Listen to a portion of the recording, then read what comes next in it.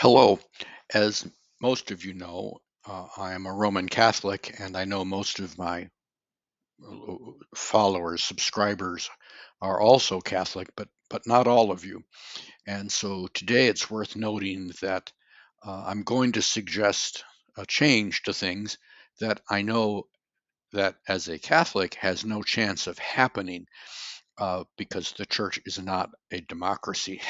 But nonetheless, I'm convicted on this point and would be interested in your comments. And this has to do with the general structure of the OCIA, the Order of Christian Initiation of Adults, which in the Catholic Church, but may I also say in most mainstream Christian churches, is how we bring people into the church. And that is through a relatively prolonged process that lasts at a minimum about 10 months and is even recommended to last longer. But let's look at today's gospel, at the very long telling of the story of the healing of the man born blind. Now, it's a long gospel passage, but actually the healing happens in an instant. And there is my point. We see this.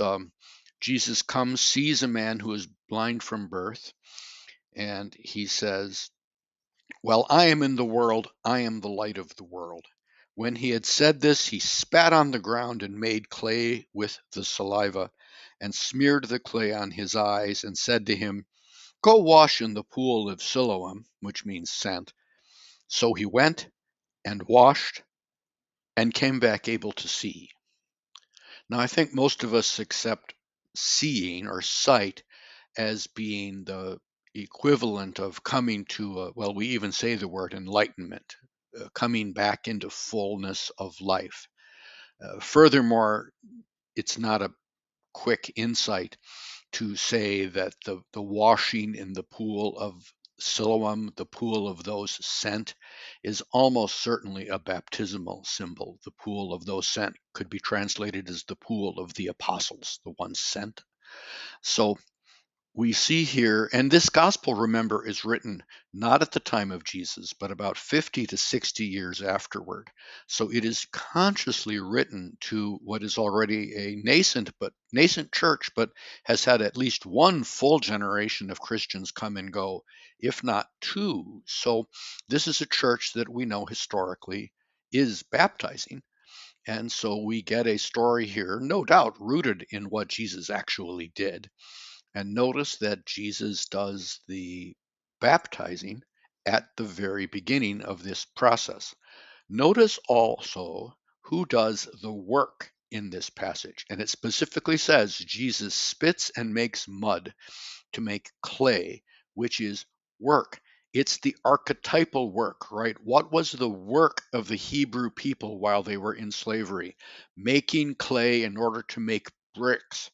So this is a sign of pre-salvation work, right? Before you go through the Red Sea, before you're baptized. Jesus baptizes first. Then, as the story goes on, the man comes to a greater and greater understanding. He starts out saying he doesn't even know who Jesus is. Then he says Jesus is a prophet. And by the end, Jesus comes back to find him, says, "I am the one who healed you. Do you believe in the Son of Man?" And the man asks, "Who is it?" Jesus says, "It's me."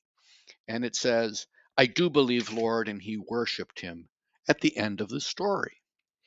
Notice that the order of events here is reversed from how we do OCIA. In OCIA, and we catechize first for about a year, and then we baptize.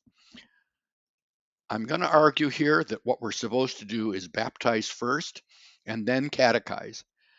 First, I have this story in support. Second, look at the letters of St. Paul. First Corinthians is a good example. The Corinthian church obviously was not well catechized. In this letter, Paul writes, he had to go over the basics, like the Eucharist and basic conduct when they gathered for worship.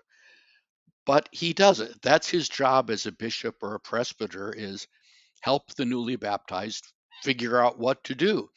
But he never says, I shouldn't have baptized you guys. You didn't deserve baptism yet. No, he accepts that they're baptized, they're saved, And now they're going to learn how to come to recognize Christ. And isn't it true with all of us? I'm 67 years old. I don't know that I wholly recognize. In fact, I know I don't wholly recognize Christ. I sure don't recognize him in all of my fellow men and women like I'm supposed to. So, anyway, enough said, but just so we know, if we look outside the confines of the mainstream church, think about the evangelical and Pentecostal approach to baptism, if they baptize, which I think we should. You hold a meeting, right? A camp meeting at a river, and people come, and you give a good homily or good sermon, and people who stand up and say they want to be baptized, you take them down to the river and you baptize them right then. There is precedent for doing it this way, and that's the precedent of Jesus. And I think we ought to give it some thought.